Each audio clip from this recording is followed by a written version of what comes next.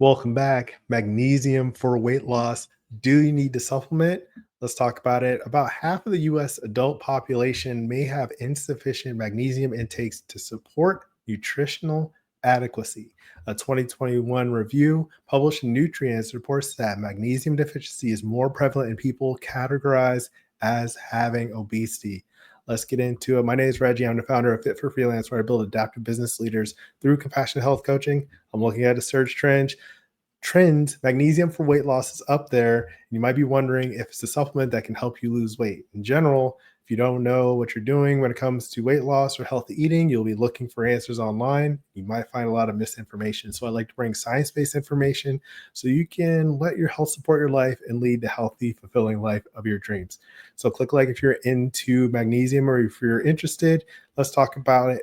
Magnesium is a cofactor in more than 300 enzyme systems that regulate diverse biochemical reactions in the body. I've got links below to tons of information about magnesium. So, things it does in your body: protein synthesis, muscle and nerve function, blood glucose control, and blood pressure regulation. So, things like your heart, muscles, kidneys all need magnesium to work properly. It's a mineral.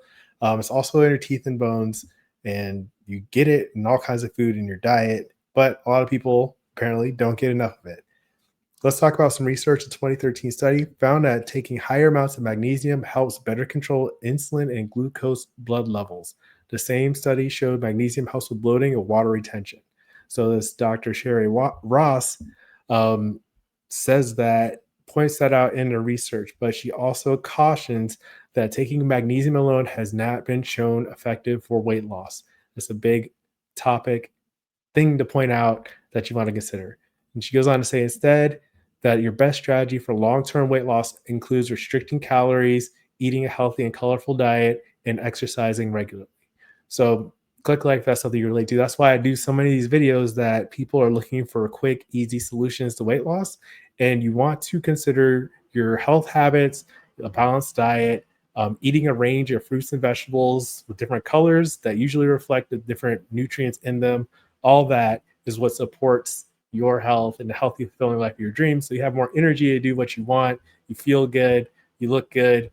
Um, you feel in control of your diet. You don't feel bad for like crash diets and all this other stuff. So that's why it's very important to understand how these supplements can work, and then understand your nutrition intake overall and how you make decisions with your food choices. All right. So that's what I talk about a lot on my channel. Click subscribe if you're into that. Let's go on into prevention. So, adequate magnesium intake and potentially supplementation can help reduce your risk of metabolic syndrome, cardiovascular disease, diabetes, osteoporosis, and sarcopenia.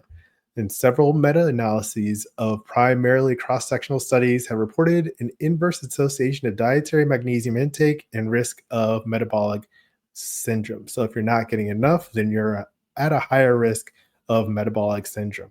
What is metabolic syndrome? It's basically like you have a bunch of symptoms and problems. Dyslipidemia, high cholesterol, high blood pressure, insulin resistance, potentially diabetes risk, and obesity, all are symptoms and effects of metabolic syndrome. So that's something that you'd want to avoid. And then a lot of times it's related to having a balanced diet. And usually, if you have a balanced diet, you're getting an adequate amount of magnesium. And if you're not balancing your diet or getting enough fruits and vegetables or sources of magnesium, then you're also likely to have those other risks, potentially from the magnesium lacking or from other factors in an inadequate diet. Let me know if that makes sense in the comments. All right. So also magnesium supplementation and foods can help with treatment of pregnancy complications, heart disease, diabetes, asthma, pain management in terms of post-operative or neuropathic or migraines or injury or illness. So I wouldn't recommend this without talking to your doctor, because you don't want to be taking supplements. There can be some side effects. We'll get into those in just a moment.